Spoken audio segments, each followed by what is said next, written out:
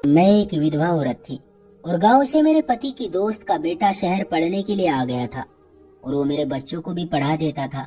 वो मुझे बहुत अच्छा लगने लगा था, लेकिन वो मुझसे बहुत शर्माता था। लेकिन अजीब बात ये थी कि वो रात को जल्द ही अपना कमरा बंद कर देता था और कमरे में पता नहीं क्या करता था। एक दिन मैं उसके कमरे में छुप गई। ये देखकर मेरे तो कदमों तले से जमीन ही निकल गई। वो तो मेरे पति की अचानक मृत्यु ने हमारी जिंदगियों को वीरान करके रख दिया था। मेरी दोनों बेटियां जो चिड़ियों की तरह चहचहाती थी, वो बिल्कुल खामोश रहने लगी थी। अपने बाबा की जुदाई ने उन्हें तोड़कर रख दिया था। बहुत ही कम उम्र में उन्होंने अपने बाबा को खो दिया था और शायद उनके बाबा की जगह जिंदगी भर कोई नहीं ले सकता था। वक्त किसी के लिए नहीं रुकता। मैं और मेरी बेटियां भी वक्त के साथ साथ सदमे से निकल आई थी, लेकिन हमारी जिंदगी अब पहले जैसी नहीं रही थी। घड़ी की सुइयों की टिक टिक पर हम बस अपने काम करते जा रहे थे। ऐसा लगता था कि जैसे किसी ने हमारी जिंदगी के सारे रंग मिटा दिए हों।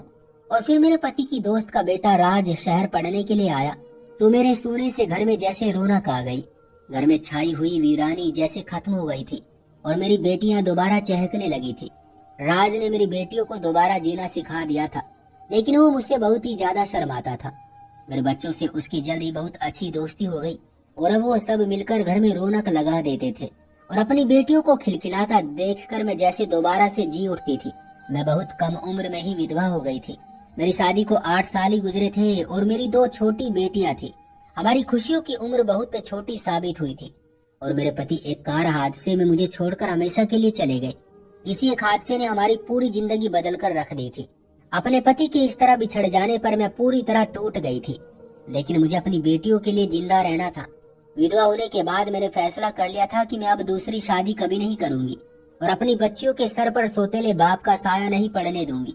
मैं अपनी बेटियों को लेकर बहुत ही गंभीर थी और मैं किसी पर भी भरोसा नहीं करती थी, इसलिए मैंने एक स्कूल में जॉब कर ली। सुबह मैं अपने बच्चों को स्कूल भेज देती और खुद भी स्कूल चली जाती और वापसी में उन्हें अपने साथ ही लेती हुई आती। मैंने जिंदगी में इतना बड़ा नुकसान उठाया था कि मेरा दिल मजबूत हो गया था और अब मैं अकेली ही जिंदगी गुजार रही थी। ऐसे में जब राज हमारी जिंदगी में आया तो जैसे जिंदगी में नए रंग से भर गए थे। मेरे लिए वो बिल्कुल मेरे बच्चों जैसा ही था। वो कॉलेज की पढ़ाई के लिए शहर आया था और मैंने उससे कहा कि वो मेरी बेटियों को भी पढ़ा दिया करे ताकि मुझे भी कुछ वक्त आराम मिल जाए। राज बहुत ही नेक और संस्कारी बच्चा था। कभी मेरे आगे आंख न उठाता, बल्कि हमेशा सर झुकाकर बात करता और मुझे इस बात पर बहुत खुशी महसूस होती कि मेरे पति की दोस्त ने उसकी बहुत अच्छी परवरिश की है।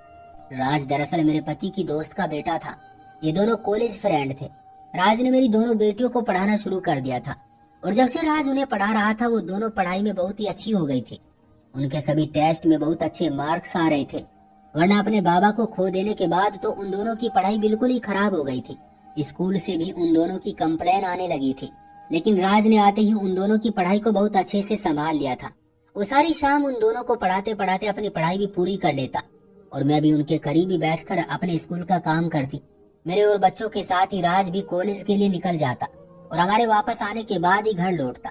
राज के आने तक मैं खाना तैयार कर चुकी होती, लेकिन वो हमेशा अपने कमरे में बैठकर अकेले खाना खाता। उसे मुझसे बहुत ही ज्यादा शर्म महसूस होती थी और मैंने भी उसके साथ जबरदस्ती नहीं की थी। आने वाले 4 साल तक ही उसे हमारे साथ रहना था और मुझे यकीन था कि कुछ ही दिनों में खुद ब खुद वह हमारे करीब आ जाएगा। राज के आने से घर के छोटे मोटे काम भी निपटने लगे थे।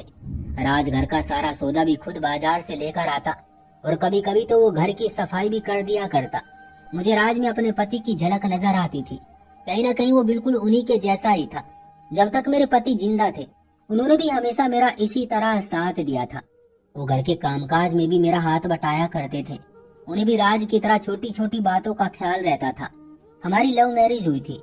मेरे पति भी राज की तरह ही शहर पढ़ने के लिए आए थे और कॉलेज में ही हम दोनों की दोस्ती हो गई थी। लेकिन उस वक्त मेरे पति का यहाँ कोई रिश्तेदार नहीं था, इसलिए मेरे पति हॉस्टल में रहते थे।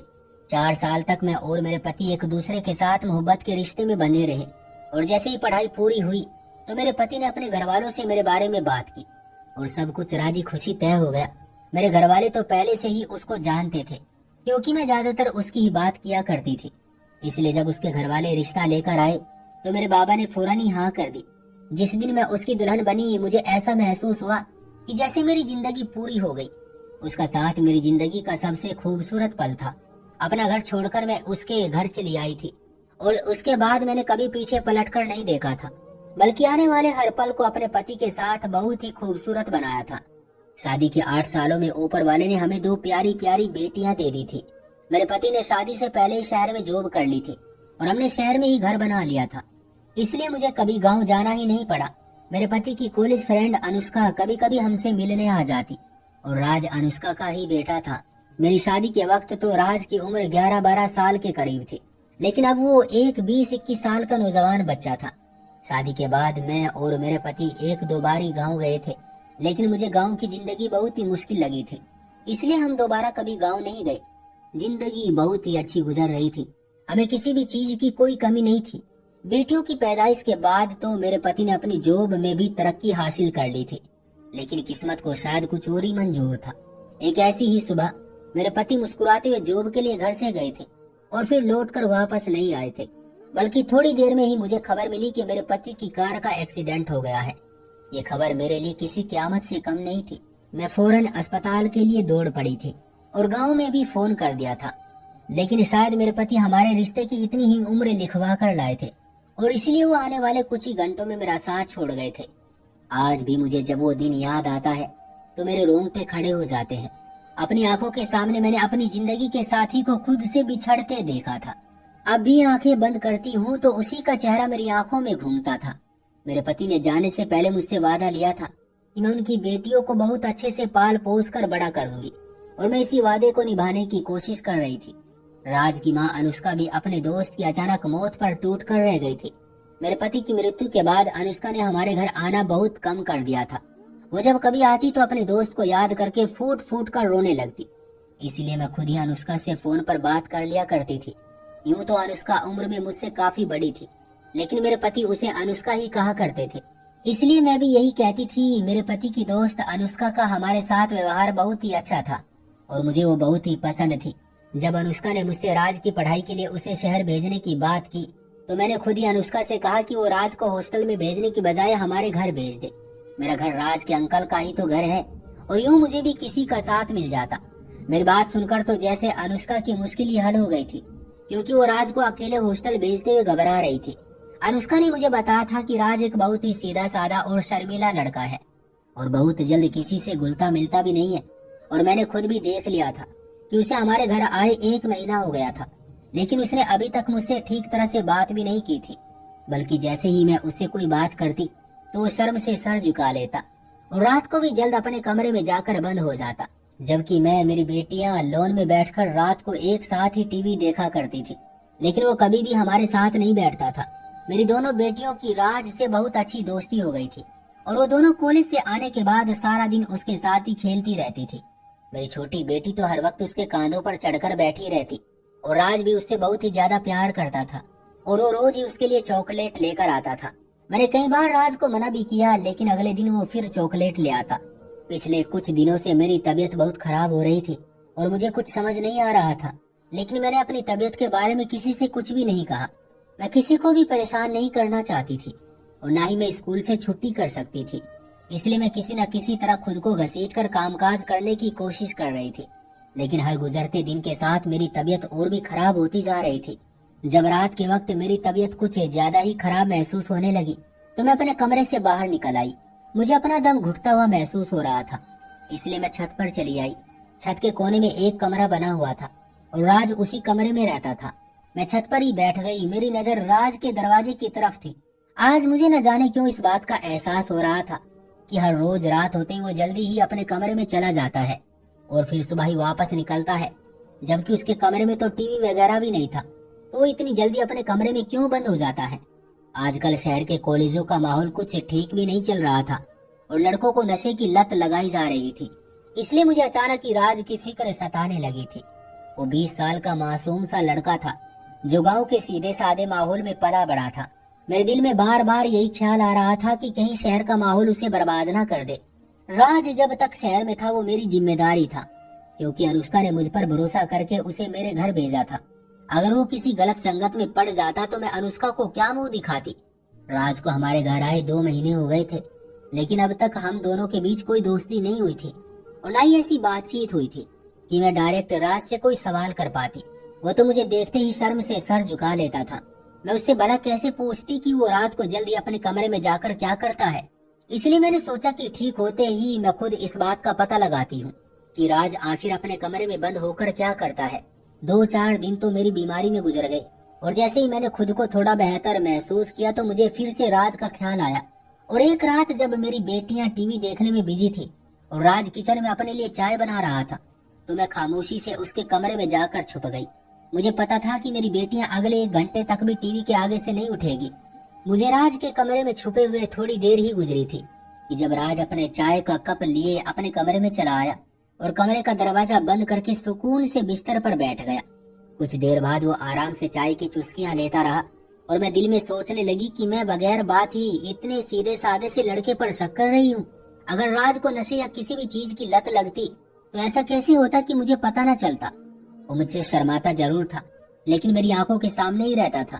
मैंने सोचा कि राज जैसे ही इधर उधर होगा या वॉशरूम जाएगा तो मैं चुपके से उसके कमरे से वापस निकल जाऊंगी, क्योंकि अगर उसे ये पता चला कि मैं उस पर शक कर रही हूँ या उस पर नजर रख रही हूँ तो न जाने वो मेरे बारे में क्या सोचेगा। मुझे छुपे हुए कुछ देर ही गुजरी थी कि राज ने उठकर अपने चाय का खाली कप साइड टेबल पर रखा और फिर वो अपना लैपटॉप लेकर सुकून से बैठ गया। उसका मुंह कुछ इस तरफ था कि मुझे उसका लैपटॉप नजर आ रहा था, जबकि उसकी कमर मेरी तरफ थी। मैंने दिल ही दिल में खुद को कोसा कि शायद रात के इस पहर भी वो पढ़ाई करने में बिजी है और मैंने ऐसे ही उसकी जासूसी शुरू कर दी और खुद ही न जाने उसके बारे में क्या क्या सोच लिया है। लैपटॉप खोलते ही उसने एक वीडियो लगाई और ये देखकर मेरे कदमों तले से जमीन ही निकल गई कि वो वीडियो तो किसी और की नहीं बल्कि मेरी थी। और अपनी ऐसी वीडियो देखकर मैं शर्म से पानी पानी हो गई। मेरा दिल चाहा कि जमीन फट जाए और मैं उसमें समा जाऊं। मैं सोच भी नहीं सकती थी कि मैं जिस लड़के को सीधा साधा और मासूम समझ रही थी वो ये सब कुछ भी कर सकता है। लैपटॉप की स्क्रीन पर मेरी वीडियो अभी भी चल रही थी जिसमें मैं अपने बाथरूम में नहा रही थी। राज बहुत ही दिलचस्पी के साथ मेरी वीडियो देख रहा था और बार बार स्क्रीन पर भी हाथ लगा रहा था जैसे वो मुझे छूने की कोशिश कर रहा हो। उससे ज्यादा मैं बर्दाश्त नहीं कर सकती थी और अपनी जगह से निकलकर एकदम राज के सामने आ गई थी। वो तो सोच भी नहीं सकता था कि मैं रात के इस समय अपने बच्चों के साथ नहीं बल्कि उसके कमरे में छुपी हुई हो सकती हूँ। मुझे अपनी नजरों के सामने खड़ा देखकर उसने फौरन लैपटॉप बंद कर दिया और हकलाते हुए कहने लगा कि आंटी आप यहाँ क्या कर रही हैं? मैंने एक जोरदार थप्पड़ उसके चेहरे पर मार दिया और उसे कहा कि मैंने अपनी वीडियो देख ली है और मैं जान गई हूँ कि तुमने चोरी छुपे मेरी वीडियो बनाई है। मेरी बात सुनकर राज ने अपना सर झुका लिया और कोई जवाब न दिया। मैंने उसे गिरबान से पकड़ लिया। मैं जानना चाहती थी कि उसने आखिर मेरे साथ ऐसा क्यों किया, जबकि मैंने तो उसे अपने घर में जगह दी थी और उसे अपनी बेटियों की तरह ही रखा था। वो मेरे लिए मेरी औलाद की तरह था। मेरे पति इससे बहुत मोहब्बत करते थे, लेकिन उसने तो मेरे भरोसे की धज्जियां बेखेर कर रख दी थी। उसने कब कैसे और किस तरह मेरी वीडियो बनाई थी मुझे तो इस बात का भी पता नहीं था। और जब मैंने बहुत ही गुस्से से उससे दोबारा ये सवाल किया तो वो सर झुकाए कहने लगा कि मैंने आपके वॉशरूम में एक खुफिया कैमरा लगाया हुआ है और मैं रोज आपकी वीडियो देखता हूँ। आप मुझे बहुत अच्छी लगती है और मैं हमेशा से ही आपको बहुत पसंद करता हूँ। और जब मैं गांव से यहाँ आया तो अपने जज्बात पर काबू न रख सका और एक दिन यही बात मैंने अपने कॉलेज के दोस्त को बताई तो उसने मुझे कहा कि मैं आपके वॉशरूम में खुफिया कैमरा लगा दूं और रोजाना रात को आपको देखकर सुकून हासिल कर लिया करूं। और ऐसे ही एक दिन मैं कॉलेज की छुट्टी से कुछ देर पहले ही घर लौट आया। आप उस वक्त तक घर वापस नहीं आई थी और स्कूल में ही थी और इसी बात का फायदा उठाते हुए मैंने आपके वॉशरूम में कैमरा छुपा दिया। वो सर झुकाए बड़ी ढिठाई से अपने गुनाहों को स्वीकार कर रहा था और मैं उसकी हिम्मत पर हैरान थी। मैंने बहुत दुख से उससे पूछा कि तुम्हें ऐसा करते हुए बिल्कुल भी शर्म नहीं आई? तुम भूल गए कि मैं तुम्हारी आंटी हूँ, तुम मेरे लिए मेरे बेटे की तरह हो। मेरी बात सुनकर वो हंस पड़ा और हंसते हुए कहने लगा कि आप किस गलतफहमी में जी रही हैं। आपके पति की मृत्यु हो चुकी है और अब आप मेरी आंटी नहीं रही हैं। और अगर अंकल जिंदा भी होते तो भी आप और मैं एक दूसरे के लिए गैर ही थे। मैं जब से शहर आया आप मेरी आंखों के सामने थी और मेरे जज्बात का इम्तिहान लेती रही थी। ऐसे में मेरे लिए खुद को रोकना बहुत ही मुश्किल था। और फिर जब मैं कॉलेज गया तो वहाँ मैंने दोस्त बनाए और उन्होंने मेरे अंदर के जज्बात को और जगा दिया और मुझे जिंदगी का एक ऐसा रुख दिखाया जिसे मैंने कभी पहले नहीं देखा था। मैं आपको आंटी की नजर से बिल्कुल भी नहीं देखता। आप मेरे लिए एक औरत है जिसका आगे पीछे कोई मर्द नहीं है। राज की बात सुनकर मैंने उसके मुंह पर एक और जोरदार थप्पड़ मार दिया। उसने बड़ी आसानी से मुझे सच का आईना दिखाया था जो मैं देख नहीं पा रही थी। देखा जाता तो वो ठीक ही कह रहा था कि वो और मैं एक दूसरे के लिए गैर थे और मुझे उसे अपने घर में पनाह नहीं देनी चाहिए थी। लेकिन मुझे क्या खबर थी कि वो इस तरह मेरे भरोसे को तोड़ेगा और अपनी हर हद पार कर जाएगा। मैंने राज के लैपटॉप से अपनी सारी वीडियोज डिलीट की और ये देखकर मेरे हाथ पांव कांपने लगे थे कि उसके लैपटॉप में मेरी बहुत सारी वीडियोज थी। मैंने उसे कहा कि वो अभी और इसी वक्त अपना सामान लेकर निकल जाए क्योंकि अब मेरे घर में उसकी कोई जगह नहीं थी। राज कहने लगा कि वो मुझसे मोहब्बत करने लगा है और मुझे अपनाना चाहता है। मैंने एक कड़ी निगाह उस पर डाली और उसे कहा कि मैं कोई तमाशा नहीं चाहती, इसलिए बेहतर यही है कि वो खामोशी से हमेशा के लिए मेरी जिंदगी से निकल जाए। मैंने उससे कहा कि मैं अनुष्का को इस बारे में कुछ नहीं कहूंगी, लेकिन दोबारा कभी भी वो मुझे अपनी शक्ल नहीं दिखाएगा। मेरी बात सुनकर उसने खामोशी से अपना सामान समेट लिया था। मैं जानती थी कि वो उम्र के जिस हिस्से में है उसमें अक्सर लड़के जज्बात में आकर गलत हरकतें कर जाते हैं, लेकिन मुझे हरगिज भी अंदाजा नहीं था कि वो इस कदर आगे निकल जाएगा। राज ने रात के अंधेरे में खामोशी से मेरा घर छोड़ दिया था और मैंने अपनी बेटियों को अपनी आगोश में ले लिया था। राज खुद तो चला गया था, लेकिन मुझे अपने और पराये मर्द के बीच का फर्क बहुत अच्छे से समझा गया था। मैं जान गई थी कि ऊपर वाले ने हर रिश्ते में इसलिए हद रखी है ताकि इंसान को कोई नुकसान न उठाना पड़े। मुझे यकीन था कि जैसे जैसे राज जिंदगी में आगे बढ़ेगा उसे अपनी गलती का एहसास हो जाएगा। मैंने अनुष्का को इस बारे में कुछ नहीं कहा था। राज ने मुझे बहुत बड़ा सबक सिखा दिया था। मैं अब अपनी जिंदगी में कभी किसी गैर मर्द पर भरोसा करने वाली नहीं थी। तो दोस्तों, ये थी हमारी आज की कहानी। आपका क्या कहना है इस कहानी के बारे में? कमेंट करके हमें ज़रूर बताएं। वीडियो को लाइक कर दीजिए और चैनल को सब्सक्राइब करके घंटी को दबाकर ऑल पर सेट कर लीजिए ताकि आने वाले वीडियो आपको तुरंत मिले। मुझे दीजिए अगली वीडियो तक इजाज़त। तब तक के लिए धन्यवाद।